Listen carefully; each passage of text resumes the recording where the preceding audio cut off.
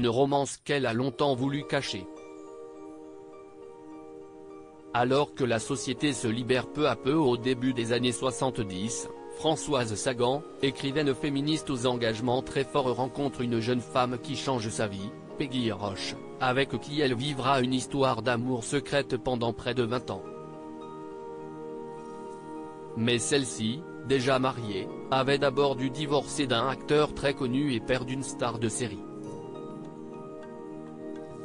Ce mercredi 21 juin, elle aurait eu 88 ans, Françoise Sagan, qui a marqué le XXe siècle par son écriture si particulière, nous a quittés en 2004 après plusieurs années difficiles, rongées par les addictions et une très grande dépression. Il faut dire qu'en 1991, 13 ans plus tôt, elle avait perdu l'amour de sa vie, Peggy Roche. Mannequin et créatrice de mode, la jeune femme avait 6 ans de plus qu'elle et lorsqu'elles se rencontrent, au début des années 70, l'attirance est immédiate. Mais les deux femmes sont engagées, après un mariage avec Guy Schuller, Françoise Sagan est unie au mannequin américain Robert Westhoff, dont elle a eu un petit garçon Denis, qui a une dizaine d'années. Peggy Roche, quant à elle, est mariée avec l'acteur Claude Brasseur, qui marquera plus tard par ses nombreux rôles, La Boum, Un éléphant, Ça trompe énormément, Camping, etc. Et qui est également le père d'Alexandre Brasseur, Demain nous appartient. Une histoire d'amour qui ne résistera pas à sa rencontre avec l'autrice féministe, avant même d'avoir divorcé. Peggy Roche tombe dans les bras de Françoise Sagan et vivra avec elle les 20 dernières années de sa vie, avant de mourir d'un cancer. Mais si leur histoire d'amour a été belle, elle a surtout été discrète. Dans les années 70, l'homosexualité n'était pas très acceptée en France et était même punie par la loi.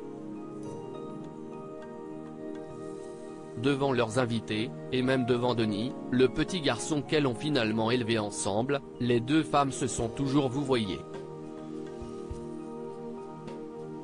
Celui-ci, une fois devenu adulte, est devenu photographe. Et dans une autobiographie, il n'a pas hésité à témoigner de tout l'amour que sa mère et Peggy se portaient.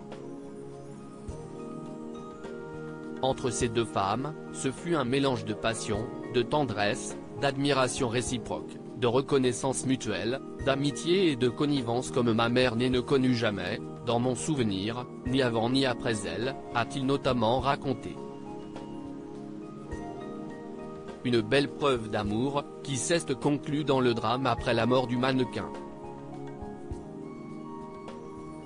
Avec la disparition de Peggy, ce fut comme si ma mère avait été déchirée en lambeaux, que l'on eût arraché des morceaux d'elle vivante, se souvient en effet son fils. Il faut dire que Françoise Sagan a connu une longue descente aux enfers. Accro à la drogue, elle s'est ruinée et a laissé plus d'1 million d'euros de dettes à sa mort en 2004, d'une embolie pulmonaire.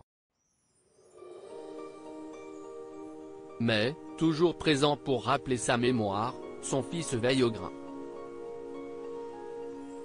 Et s'est assuré que les deux femmes reposent aujourd'hui dans le même caveau. Unies pour l'éternité.